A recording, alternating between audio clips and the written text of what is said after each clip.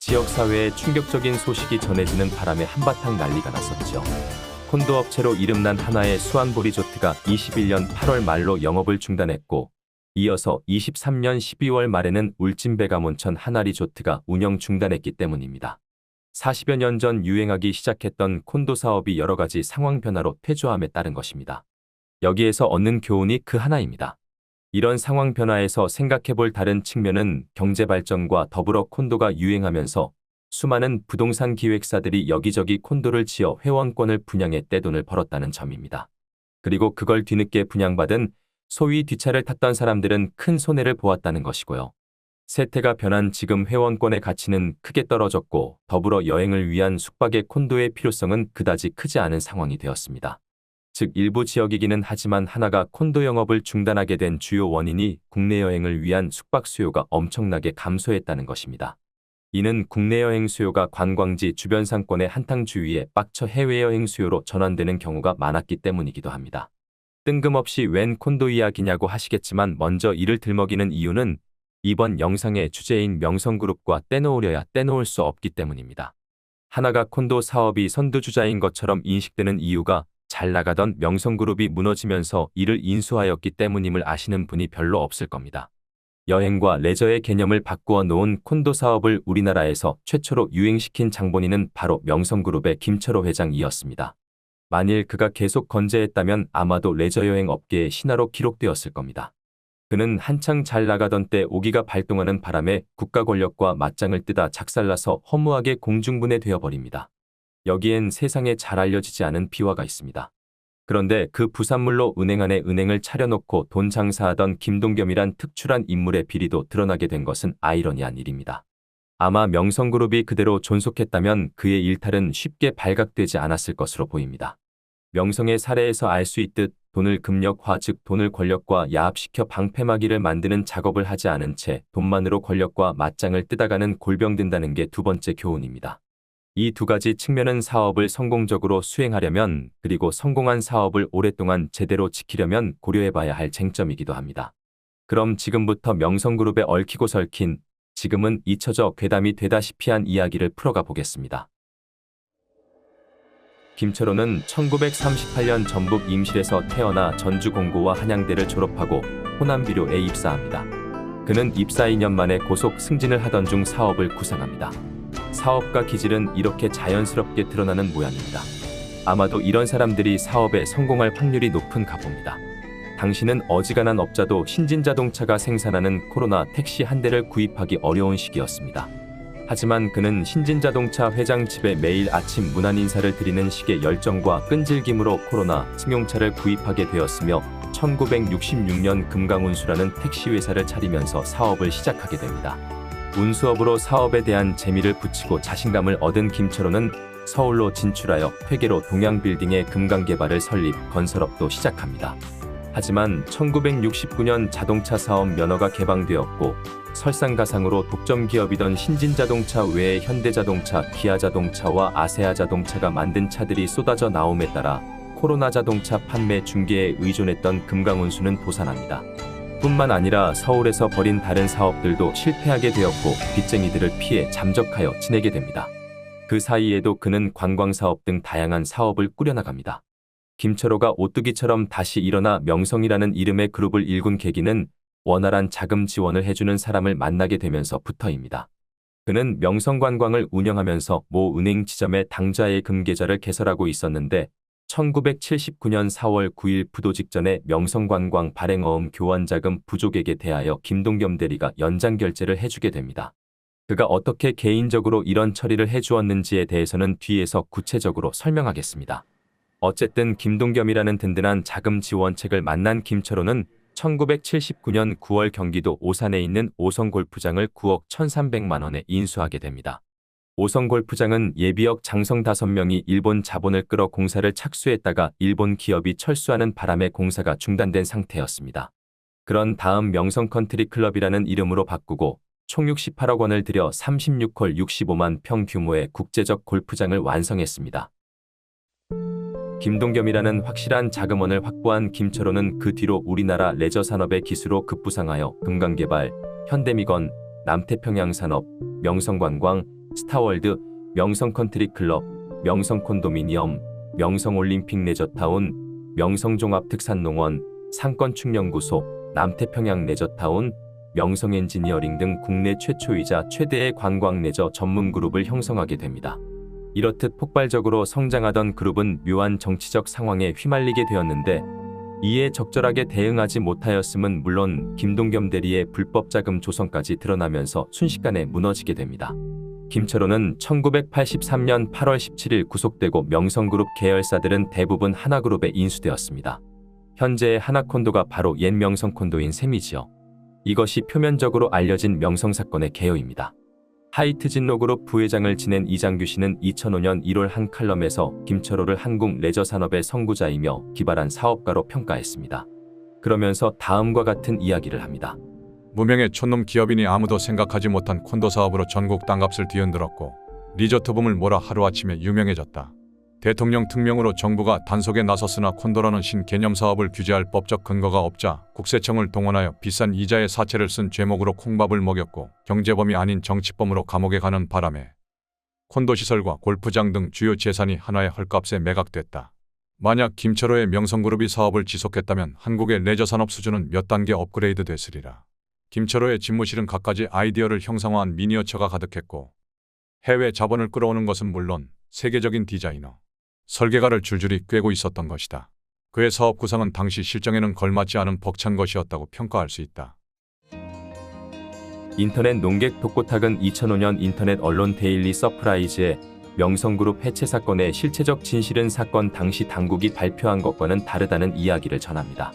제5공화국은 그들의 정치 목적을 달성하기 위해 어떤 분야든 반드시 희생양을 만들어 비참하게 털어냄으로써 본보기를 보이는 일관된 전략을 구사했다. 당시 언론에는 김철호 회장이 전두환의 장인 이규동과 친분이 깊다는 걸 이용해 김철호가 이규동을 팔고 다닌다는 투의 기사가 판을 쳤다. 이게 빌미였다. 김철호는 1981년 12월 롯데호텔에서 경로사상 선양을 위한 서예전을 열었는데 그 수익금을 이규동이 회장으로 있는 대한노인회에 전달한 것을 계기로 친분이 비롯됐다. 그런데 사람들은 이런 친분을 김철호가 사업에 이용했다고 주장한다. 하지만 독고탁이 말하는 진실의 핵심은 이렇습니다. 이규동은 명성컨트리클럽을 자주 왕래하며 친분을 쌓아왔다. 그러던 어느 날 이규동이 김 회장에게 25만 평에 달하는 자신 소유의 땅을 고가로 매입하거나 명성컨트리와 같은 골프장을 만들어달라는 요청을 하였다고 한다. 그런데 김 회장이 골프장 개발 전문 인력을 투입해 조사한 결과 골프장으로 적합하지 않다는 결론이 나와 거절했는데 이것이 괘씸죄의로에 해당한다. 만약 김철호가 이때 기지를 발휘하여 땅을 고가에 매입해준다면서 다른 독점 사업권을 보장시켜 달라고 했다면 어땠을까요? 이와는 별개로 정권 실세 중에 실세 한 사람이 김 회장을 찾아와 50억 원의 정치 후원 자금을 요청한 일이 있었다고 한다. 그 자리에서 김 회장은 정치권의 생리를 아는 것인지 모르는 건지 회계 처리할 수 있도록 영수증을 달라고 요청했다고 한다. 결국 그 일은 없었던 것으로 끝났지만 이게 괘씸죄 2호였다. 즉 세상이 바뀌어 재벌이고 대기업이고 돈 싸들고 다니는데 영수증을 요구했으니 고와 보일 리 있었겠느냐는 게 독고탁의 의견입니다.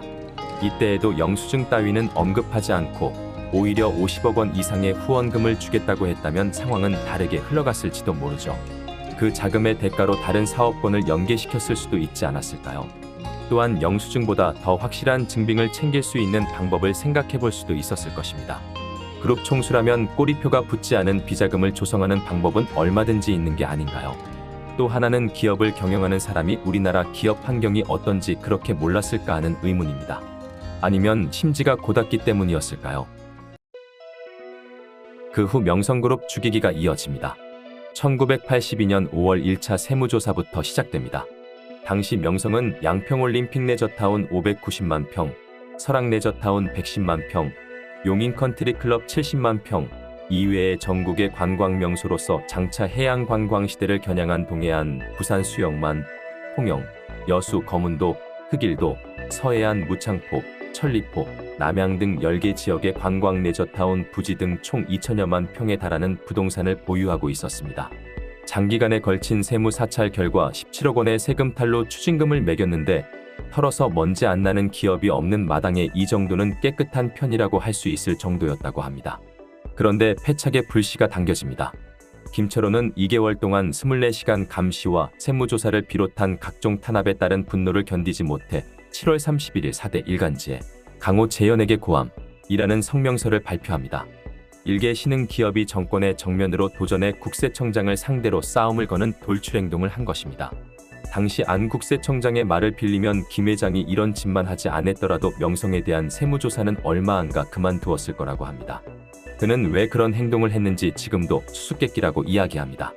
결과적으로 이 광고가 엄청난 탈세 혐의로 조사를 받고 있는 기업이 자숙은커녕 또 다시 국민을 오도하려 하는 저희가 한심하다며 조사 요원을 대폭 늘려 총력전을 펼치게 만든 꼴이 되었습니다. 독고탁은 이것이 괘씸죄 완결본으로 김 회장이 구속되고 회복불능의 치명상에 해당한다고 말합니다. 눈에 불을 켜고 명성의 서류를 뒤지던 국세청 요원들은 명성과 상업은행 해화동 지점의 거래 예금 원장을 발견하면서 베일에 쌓여있던 명성의 자금 출처가 극적으로 밝혀지게 됩니다. 명성관광 및 남태평양 레저타운의 주주이자 감사인 김동겸 대리 부인의 계좌 거래 규모가 갑자기 불어난 것을 발견하고 이쪽에 조사요원 30명이 집중 투입되면서 김 대리의 수기통장 발행 등 범법 사실이 밝혀진 겁니다. 김철호 회장이 그렇게 막대한 자금을 조달할 수 있게 된 것은 모 지점에 근무하던 은행원과 연계되면서부터입니다.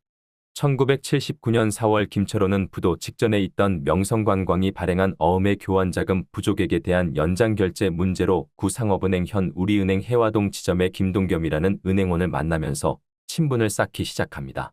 이후 4년여 동안 김 대리는 사채 중개인을 통해 예금 형식을 빈 사채를 모집하고 그 가운데 일부를 인출해 별도로 개설한 계좌에 입금시킨 후 명성그룹에 융통해 주는 방식으로 자금을 지원해 주었던 것이죠. 김 대리가 한 수법은 다음과 같습니다. 사채 중개인으로부터 통보를 받은 사채 전주가 예금자로서 1억 원을 맡기면 수기 통장에 1억 원을 그대로 기재하여 내줍니다. 사채 전주는 통장에 1억 원이 적혀 있으니 전혀 의심을 하지 않죠. 그러나 은행 내부 원장에는 100만 원만을 기재한 뒤 차액 9,900만 원은 자신이 임의로 사용할 수 있는 계좌에 입금시키는 겁니다. 결과적으로 지점의 수신 금액은 사채 전주가 가져온 1억 원이 그대로 반영되기는 하는 겁니다. 이와 함께 그는 거래 신청서나 이자 전표의 인감란에 예금주의 인장을 받아 날인하는 것은 물론 주변에 가깝게 둔 백지 예금 청구서나 지급 전표에도 몰래 인장을 미리 찍어 놓습니다. 이것들은 필요할 때마다 인출수단으로 활용하기 위해서입니다. 김 대리는 퇴근 시간이 되면 조성된 금액을 파악하고 사채의 실세 이자와 은행의 정규 이자 간의 차액을 보전해주는 차원에서 사채 중개인에게 선이자를 지급했습니다. 그리고 조성한 사채 자금을 명성그룹 회장에게 건넬 때에는 명성그룹 어음의 결제를 위해 명성그룹 계열사 법인 계좌에 입금하는 방법을 썼던 겁니다. 당시 그렇게 비싼 사채 이자를 쓰고도 견딜만 했던 것은 당시 금융기관의 대출 이자율이 30% 가까이 되는 고금리 수준이 일반적이었기 때문입니다. 그러나 국세청의 명성그룹 세무조사가 시작되어 수기통장을 이용한 변칙적 사채자금 조달이 발각나게 된 거죠. 수기통장의 활용이 가능했던 것은 당시 은행들의 업무가 완전히 전산화되지 않은 상황이었고 되어 있는 경우에도 정전에 대비해 수기통장을 병용하는 관행이 있었기 때문이었습니다. 또한 당시는 1993년부터 실시된 금융실명제가 시행되지 않던 시절이었으므로 가명이나 차명 사채계좌 거래가 가능했던 것입니다. 상업은행은 1998년 한일은행과 합병하여 한빛은행으로 출범하였다가 현재는 우리은행으로 사명이 변경되었죠. 아마도 당시 김 대리는 사채업자와 연계한 수신 실적을 많이 쌓아서 지점의 신임이 두터웠던 것으로 추측됩니다. 그가 나름 견제를 받지 않고 이를 크게 벌일 수 있었던 것은 이 때문이었을 겁니다. 경제정의실 현시민연합과 부정부패 추방운 동본부에서 공동으로 작성한 1993년 12월 명성사건 조사보고서에는 이렇게 나와 있습니다. 김동겸의 불법, 편법 행각과는 별개로 명성사건을 김철호 회장이 공모한 것으로 몰아 횡령죄로 감옥에 넣고 그룹을 해체시켜버린 것은 처음부터 김 회장과 명성을 겨냥한 정권의 음모라는 것입니다.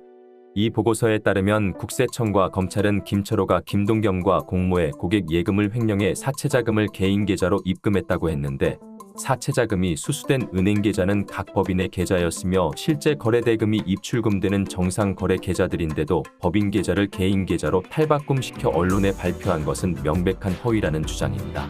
법인체의 대표이사가 법인체의 계좌에서 법인체에 소유될 자금을 출금하는 행위가 어째서 횡령이 되느냐고 의문을 제기했었던 것이죠. 이외에 당시 경제장관을 지낸 한 인사는 퇴임 후 사실 명성이 무슨 죽을 죄를 지었나 기업이 사업을 위해 비싼 이자를 물어가며 사채를 쓴 게 무슨 죄인가? 라고 반문하기도 했습니다.